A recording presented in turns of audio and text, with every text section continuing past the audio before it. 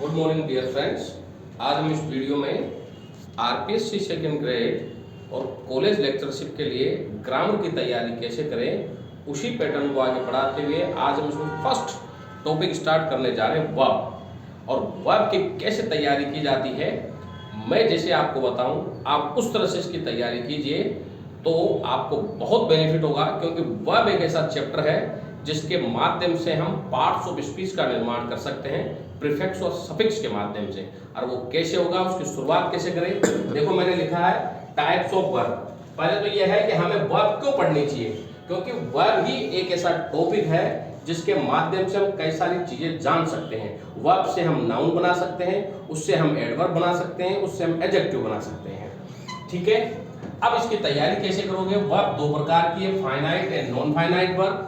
Finite verb उसे कहते हैं जो अकॉर्डिंग टू सब्जेक्ट व टेंस के अनुसार यूज होती है।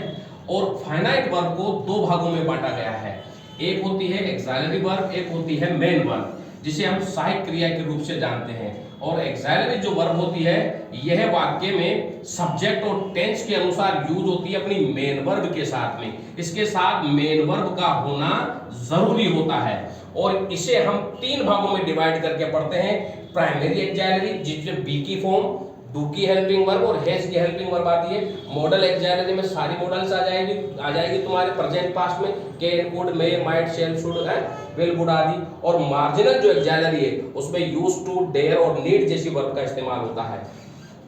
इसका दूसरा पार्ट है मेन वर्ब। मेन वर्ब ये भी सब्जेक्ट और टेंस के अनुसार यूज होती है और जिसे पांच भागों में, जिस शब्द को पांच टुकड़ों में बांटा जाता है वो मेन वर्ब होती है। First, second, third, ING, SES. अरे तीन प्रकार की होती है, डायनेमिक वर्ब, स्टैटिक वर्ब और लिंकिंग वर्ब। लिंकिंग को कपुलर वर्ब भी बोलते हैं। इसमें एक मिक्स वर्ब भी आती है। जब डायनेमिक और कोई वर्ब डायनेमिक और स्टैटिक दोनों का काम करे तो वो मिक्स वर्ब होती है। तो इस तरह से आप डिवाइड करके पढ़े।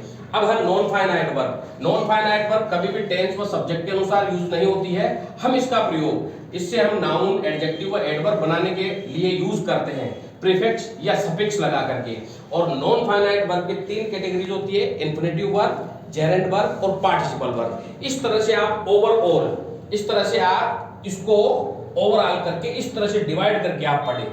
और मैं आपको इस तरह से डिवाइड करके कि एक ऐसा रास्ता बताऊंगा जिसके माध्यम से अपन पढ़ सकते हैं। अब मैं नेक्स्ट वीडियो में आपको बताऊंगा फाइनाइट वर्ब, फिर non finite verb. Finite verb में एक्सिलरी वर्ब को और मेन वर्ब को हम टुकड़ों में पढ़ेंगे और इनके पार्ट्स को हम टुकड़ों में पढ़ते हुए फिर नॉन फाइनाइट वर्ब पे आएंगे। और इस तरह से हम देखेंगे कि ग्रेड सेकेंड और ग्रेड स्कूल लेक्चरर में और कॉलेज लेक्चरर में ये कितनी प्रभावी होती है हमारे लिए। तो आप हमारे साथ जुड़े रहिए और वीडियो को लाइक और सब्सक्राइब जरूर कीजिए, आपके कमेंट्स जरूर लिखिए। Thank you very much dear friends.